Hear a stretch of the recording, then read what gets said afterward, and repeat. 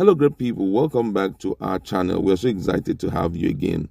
One of those who was a part of the Southeast delegation to see Mr. President have given a feedback which seems to be very positive one. You're going to hear why he believes and why he's hopeful that Mazi Nnamdi Kanu will be released. And also in another news, you will see the person who actually spearheaded the meeting between the president and the Southeast elders. You'll be so shocked who the person is. And we're going to be divulging this information in a jiffy. But then we'd like to encourage you, please, if you've not subscribed, just hit the red subscribe button and also the bell icon so that you get notification anytime we publish our videos. A former governor of Anambra State, Chukwuemeka Ezeife, has revealed that ministers and other government officials familiar with the president, Major General Muhammadu Buhari, retired, said he takes his promise to consider the release of Mazi Nnamdi Kanu seriously. Ezeife made this known on Monday when he featured on Arise TV. The ex-Anambra State governor and some respected Igbo elders, led by Minister of Aviation in the First Republic, Chief Mbazulike Amechi, had visited Buhari in Aso Rock on Friday and requested the unconditional release of the detained leader of the proscribed secessionist group, the indigenous people of Biafra. Buhari had told him that he would not want to interfere in the running of the judiciary, but said he would consider their demand through a heavy one. Speaking on the television program today, Ezeife thanked Minister of Labour and Employment Chris Ngigi, who negotiated the appointment with the president, and Amechi, who not only led us but applied to the president to allow us. He said the Igbo leaders spoke with those close to Buhari after the meeting, and they said President Buhari's body language was positive. He talked to people who are familiar with the president. I'll take that again. He said, we talked to people who are familiar with the president after the meeting, and they told us that from the body language of the president, he took us very seriously, and we should take his promise to look into it very seriously also. We are quite happy, I must say. We asked the ministers and those who work with the president, and we asked them, what should we go home with? And they said, we should be hopeful, and we are hopeful. The 83-year-old Igbo leader, who was an elected governor of Anambra State between 1992 and 1993, also said Buhari can mount some pressure on the judiciary to achieve the release of Mazi Nnamdi Kanu. We have separation of power, executive, judiciary, and the legislature. The judiciary can say something, but if the president applies pressure on any of the sector of governance, normally some good results will come out. And also, in another development, the Minister of Labour and Employment, Chris Ngigi, spoke about how the meeting between Igbo leaders and President Muhammadu Buhari was broken. Previously on Friday, an Igbo delegation led by First Republic Minister of Aviation, Chief Mbazulike Amechi, met with President Muhammadu Buhari to discuss the indigenous people of Biafra demands for the release of Mazi Nnamdi Kanu. Ms. Ngigi said yesterday during an interview on Sunday that Mr. Amechi was the first person who suggested the meeting to him.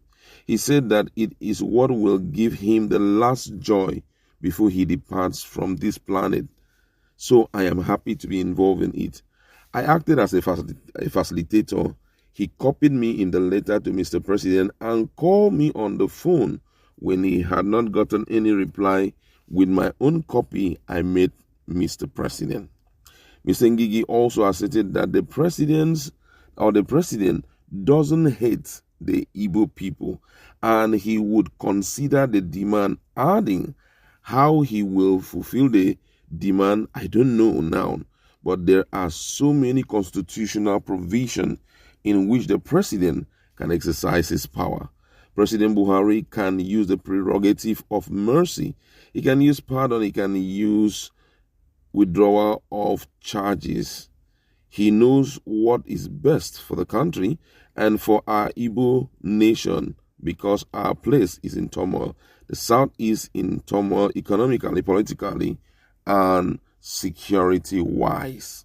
I mean, this is an interesting story, and it points to the fact that Buhari may likely consider the release of Mazi Nnamdi Kanu. You know, when this news came up and we brought it, a lot of people said it's a lie, that the President Muhammadu Buhari will not consider releasing Mazi Nnamdi Kanu, that they are just playing games, this and that and all of that. And when I looked at it, I said, well, the words that he said, especially taking into consideration Amechi, points to the fact that he may consider it. I don't know, I'm not in his mind, just like Ezeife has rightly said, no, or sorry, Mr. Chris has rightly said, nobody is in his mind, and we do not know what he intends to do. But from all indication, there should be hope that Mazi Nnamdi Kanu will be released unconditionally. And, you know, why I'm bringing this news is the fact that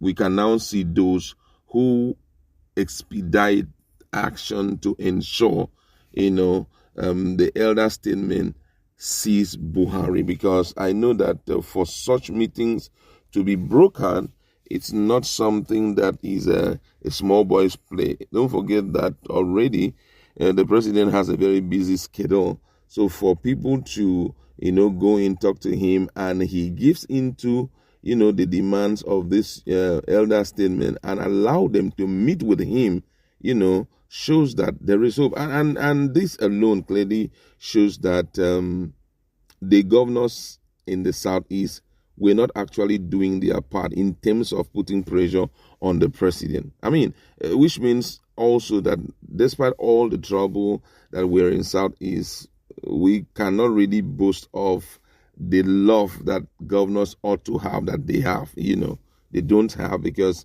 if just a letter to the president and a little pressure caused that open door to be there, it therefore means that if the governors have done what they are supposed to do, and as at when they are supposed to do it, the whole issue of IPOB and the whole issue of marginalization, the whole issue of militarization wouldn't have lasted till now. I mean, this is one of the things that should affect the people who are electing, you know, leaders into position of leadership. The person must understand his function, that he is there to protect the lives and property of the people. He is there for the people. The people is democracy. If the people is democracy and you play down on the people, it therefore means you were not democratically elected. But then let's just look at some of the reactions of Nigerians in this respect. And this one here says, Mr. Chris Ngigi, you have done so well for the Igbo people.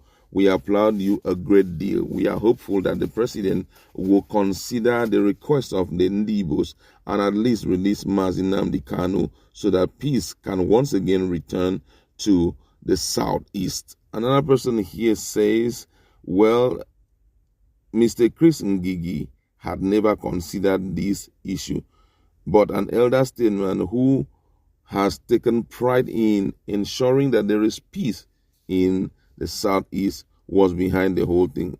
We celebrate you, Mr. Amechi. Well, for me, all of them have done something, but let's just wait to see what the outcome will look like. That's what we would like to